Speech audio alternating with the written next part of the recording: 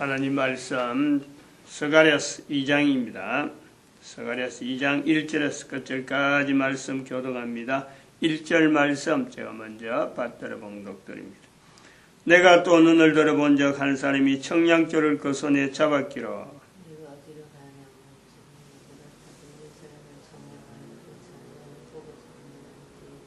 있습니다. 무릇 혈기 있는 자들이 여호와 앞에서 잠잠할 것은 여호와께서 그 성소에서 일어나심이니라 하라 하더라. 아멘. 스가랴서 2장에 우리가 하나님의 진노, 하나님의 진노의 바른 적용, 인류사의 좋은 방향, 이런 것을 우리가 겨냥해서 하는 거예요. 하나님이 계신다 안 계신다 이것 갖고는 이미 지금 시대는 대부분이 자기 머릿속에서 하나님이 없다 이렇게 표현한 말을 하죠. 근데 그건 없는 것을 없다 해야지 있는 것을 없다 하니까 사람이 살아가는 게 힘드는 거예요. 사람이 그러면 안 되는데 사람이 하나님에 대해서 없다 하면 안 되고 하나님에 대해서 사탄과 대항해서 하나님의 진노가 사탄을 향하고 있는 분명한 그 위치, 그 방향을 이야기해 주는 위치에서 사람의 존재가 있는 거예요. 사람의 존재는 철저하게 하나님을 나타내는 존재. 그런 존재가 하나님이 없다 그러니까 사탄이 날뛴다는 거예요. 사탄이 날뛰다 보니까 사람은 하나님이 없다 하면 할수록 사람들은 살아가는 환경이 사탄이 있는 지옥의 환경처럼 변하는 거예요. 요 구조를 우리가 봐야 된다는 거예요. 그냥 하나님에 대한 증거를 말만 가지고 이야기하는 그냥 이렇게 그런 구조가 아니라 실질적인 삶이 왜 인류 사회가 이렇게 힘들어 가느냐. 문명은 발달한다 하고 편하게는 살아가는 것은 편하게 되어진 것 같은데 실제로 삶은요. 지옥 하는 것과 같아요. 지옥에 사는 것과 같아요. 가면 갈수록 그래 되는 거예요. 그래서 이런 내용을 보면서 우리가 노아 홍수에 대한 실제적인 그 체험을 하는 거예요. 오래된 이야기, 오래된 내용인데 이것이 현재적으로 바로 나에게 접근하고 인류 전체가 바르게 방향 가는데 하나님의 진노를 일부분 나타내는 거지. 이거 다 이야기할 수 있는 내용은 아니잖아요. 평생 두고 해도 안 되는 거고 두고 참 예수님 오실 때까지 이런 여러 가지 내용들 하나님의 진노뿐만 아니라 하나님이 인간과의 관계에서 나타내신 그 수많은 내용들 그거를 인간들은 계속해서 하나님을 나타내는 존재로서의 우리가 해야 될 말이고 우리가 또 있어야 될 위치죠. 스탠스하는 위치란 말이에요. 혼자서 스탠스 해봐야 소용없어요. 지어진 창조물로서 피조물로서 사탄과의 같은 동격의 어떤 피조물 그러나 사탄보다 훨씬 능력이 있는데 그 능력을 하나님을 인정하지 않기 때문에 사탄에게 마치 매여 있는 거고 사탄에 대해서 두려움을 가져야 될 존재로 전략되어 있는 사탄이 인간을 두려워하는데 오히려 사람들이 사탄을 두려워하는 그런데 이것이 앞으로 바뀐단 말이에요. 사탄의 정체가 분명히 드러날 거예요. 인간 사이에 인간 외에 인간과 또 다른 사탄의 위치를 사탄의 그 자체를 분명히 인간들이 인지를 할 시대가 온다는 거예요. 얼마나 두려운 시대예요. 얼마나 두려운 시대. 시대 자체가 온다니까. 그게 우리가 지금 2500년, 2508년, 3008년 지나면은 그게 드러나는 거고 2508년, 지금부터 한 500년 정도 봐가지고 이게 분명한 하나의 고비 되어지는 것은 중국이 한글을 사용하지 않을까 하는 거죠. 그 현상 2508년쯤 되면은 이러한 지금부터 500년 전에 말한 지금 현재 이런 내용이 현재적으로 하나의 예언처럼 계속 진행된다라는 것에서 하나의 나타나는 것이 중국 전체 말이 언어가 한글에 우리가 쓰고 있는 대한민국 언어로 쓰고 있는 이 언어로 바뀐다. 표시라는. 또 다른 표시가 된다면은 아마 유엔이 그때는 지금 현재 교황처럼 인류를 전체를 어떻게 장악 내용 이걸 표시를 하고 있을 거다. 그때 되면은 그리고 3008년 되면은 그런 것도 다 없어지고 모든 사람은 이제부터는 분명하게 하나의 동맹체, 하나의 어떤 어떤 구조, 인간 전체는 어쨌든 하나로 서로 간에 인식하고 우리는 하나다 하는 그 어떤 위치가 되면서 사탄 자체가 직접적으로 나타나는 거예요. 직접적으로 저건 사탄이다 하는 거예요. 요즘 그 SF 영화나 뭐 이런 데서 나오는 무슨 인간? 하여튼 나오는데 나는 보도 안 했지만은 사람이 인공으로 뭐 만들어가지고, 해놨는데 보통 기능이 아닌 그런 어떤 인간이 만드는 마치 인간 어떤 모조품, 이런 내용이요. 결국 그것이 이제 현재적으로 나타난 것은 사탄으로 분명히 인식하고 대항한단 말이야, 대항. 그래서 지금의 만화 같은 이야기들이 현실로 되어지는 시대가 온다. 그러나 그때는 분명히 우리 인간들은 사탄과의 대항에서의 분명한 어떤 우월성, 분명한 그 우월성을 분명히 가지고 있는 거예요. 지금은 사탄을 두려워하지만 앞으로 점차적으로 사탄에 대해서요, 사탄이라는 존재 자체를 분명하게 인간이 대항할 수 있는 어떤 대상으로서의 위치가 우리가 확보가 된다. 그래서 빌립보서 2장 9절에서 11절에 있는 말씀에 모든 사람은 살아있는 동안에 살아있는 모든 사람은 예수 그리스도를 주라. 이 구분이 분명히 되는 거예요. 이건 저에게서는 뺄 수 없는 구조입니다, 이거는. 연대가, 천년이란 연대가 우리한테 주어지는데 그것이 여유 있는 연대냐? 절대 아니라는. 인간이 살아가는 삶의 환경에 가면 갈수록 먹는 것이 작아지고 살아가면서 인간과의 이 갈등들이 심해지는 것은 하나의 이 과정이에요. 그러면서 노아 홍수 사건이 3008년 되어지면서 노아 홍수 사건이 인간과 인간 속에서 갈등 자체는 사라지는 거예요. 어떻게 사라지겠느냐? 즉 하나 예수 그리스도를 주라 하는 그 사람들만 살아남는 거예요. 그 전에 수많은 사람들이 죽는단 말이에요. 어마어마하게 죽어갈 거예요. 그래서 자손들에게 축복해야 될 엄마의 자세, 하나님의 진노라는 이 표현 이 속에서 우리가 봐야 되는 내용은 엄마, 자녀를 바라보는 엄마, 그리고 그 자녀를 바라보는 엄마 중에서도 그 자녀가 불구, 엄마의 손길이 없으면요 절대 살 수 없는 그 자녀를 보는 엄마, 그 위치를 가지고 우리가 자손들을 향해서요 뭘 준비해야 되느냐? 그게 선조가 되는 선조.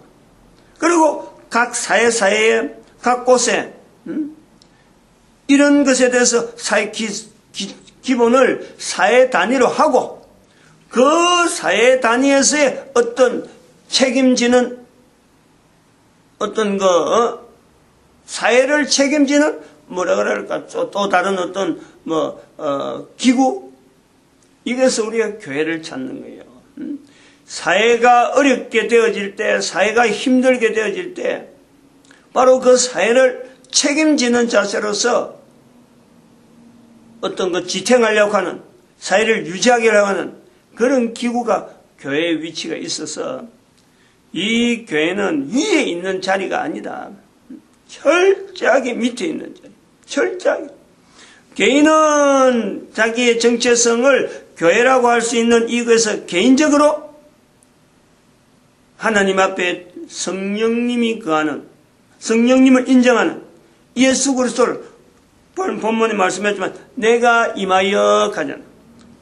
마리아에게 임하는 그 계명에서 우리가 내 자신이 바로 교회, 그 교회들이 자손들에 대한 어떤 참 축복하면서 예수 그리스도 앞에 돌아올 모든 인간들, 내 자손들이 바로 그 자리에 또 있어야 되는, 마지막까지 예수님 오실 때까지 살아남아야 되는 분명한 자리를 축복하고 사회에 대해서는 책임을 가지고 가장 밑자리야, 가장 낮은 자리라 갈 수 있는 그 자리를 지향해야 돼.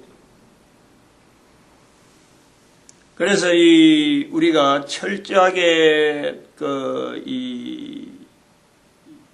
버려야 될 자세들 여러 가지 있는 중에 간첩 대통령이 될 때까지 간첩이 활동하면서 국민을 속이고 개인을 속이고, 그래서 인류 평화락하는 그 평화상 노벨상까지 참 묵사발 내는 그런 한 개인을 우리가 본단 말이죠. 이래 보면서 비교를 한다는 거예요. 사람이 어느 정도 그 가능성이 있느냐, 악한 쪽에 가능성이 있느냐. 멀쩡하면서도 그렇게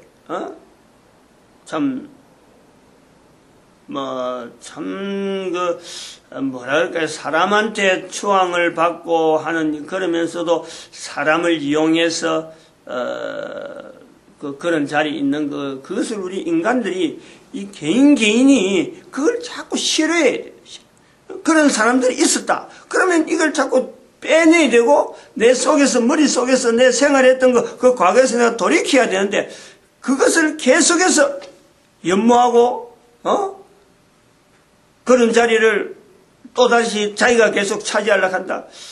그런 것은 정말 인간이 얼마나 악한지 그것을 우리가 보는 거죠.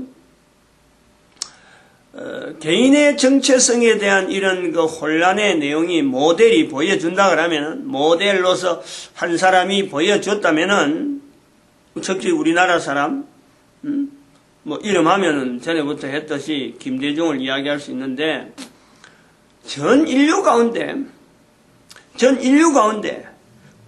국가를 대상해서, 어떤 국민을 대상해서 그래,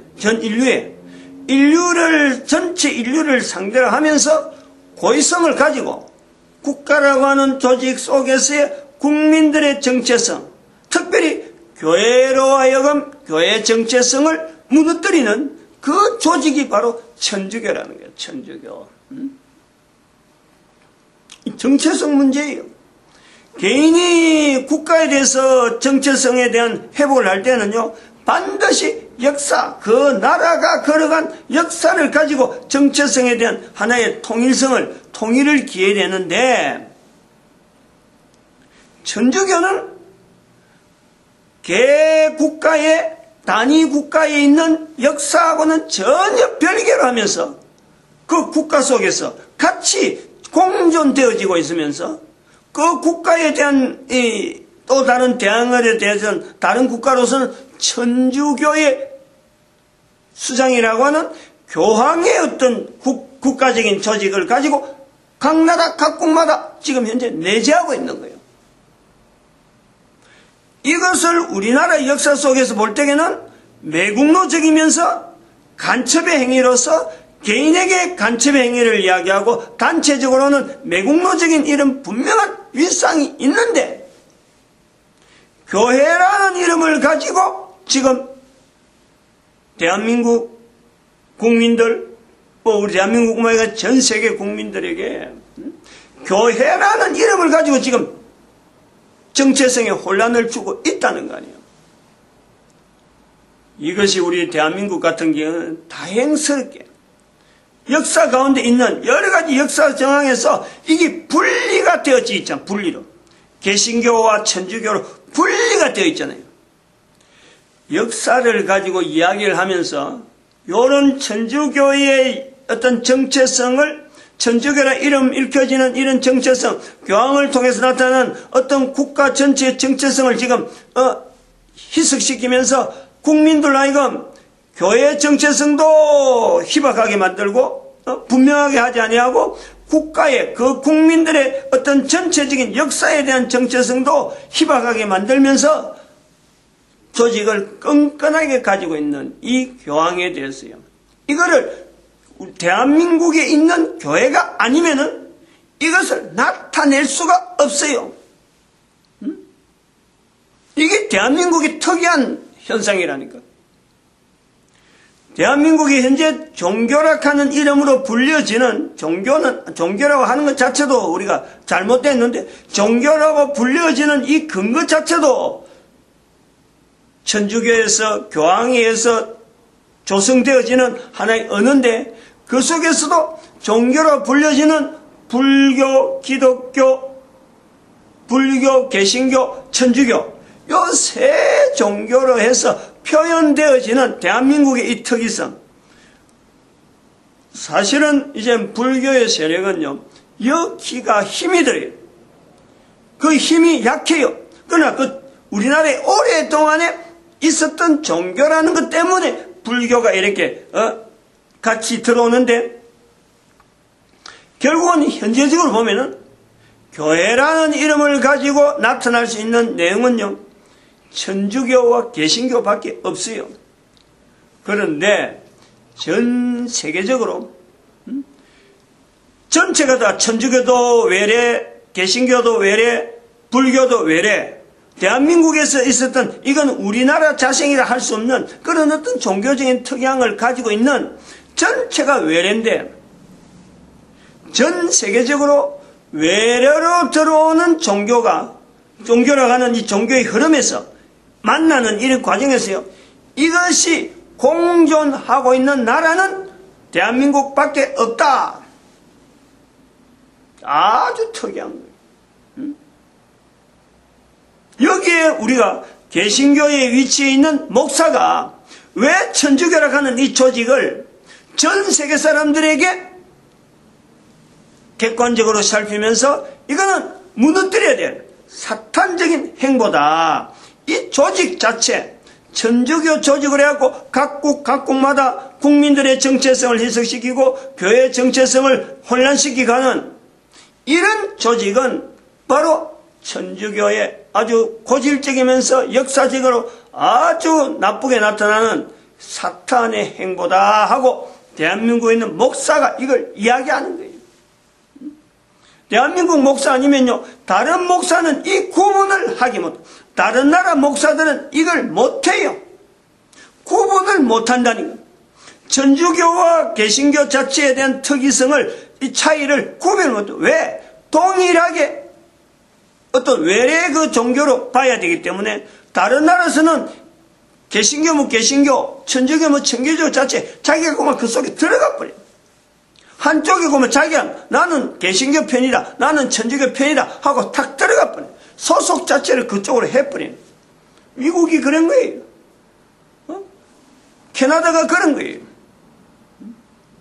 캐나다 정부하고 미국 정부가 비슷한 거죠. 이 종교적인 이 구분 때문에 서로 합하지 못하는 그런 요소가 있단 말이에요. 그것까지 이야기해도 하려면 어려워요. 전 세계의 개신교와 천주교라고 하는 이 구분에서 동일하게 남아있는 한 국가 안에서 공존에게 서로 협조 형태처럼 보이는 국가는 대한민국밖에 없다. 그 속에서 공존되어 있는 가운데서 객관적으로 보는 이 노력을 하려고 하는 것이 바로 대한민국의 목사다. 그 중에 한 사람이에요. 한 사람.